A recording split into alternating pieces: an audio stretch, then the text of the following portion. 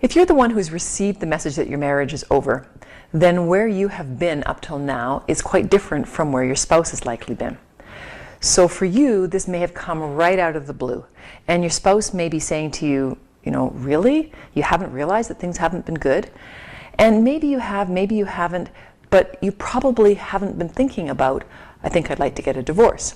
And there is a significant difference to that. So you may well be aware that there are difficulties in your marriage. You may know you've been in counseling for a bunch of time, and that things have run hot and cold. You may know all of that. But just because you know all of that does not mean that you are ready for the message that the marriage is over, because that is a whole different step. So first of all, sure, look back on, what were the signs that you might have missed or whatever, but don't spend a lot of time kind of agonizing over what did you miss or how could they or any of this, because the reality is that the message that we're in trouble is just a significantly different message from the I'm done. And you are not going to have had the same experience of spending a bunch of time thinking about your marriage being done, and therefore what would you do as a result of that.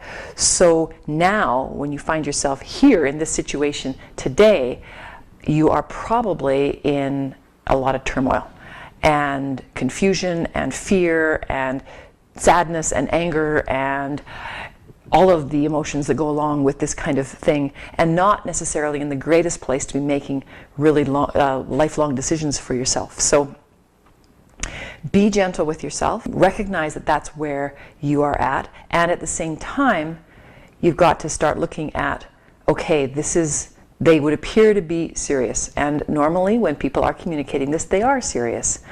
They appear to be serious, and I can't just sit around and do nothing about it, both for both to protect yourself, but also for your emotional well-being.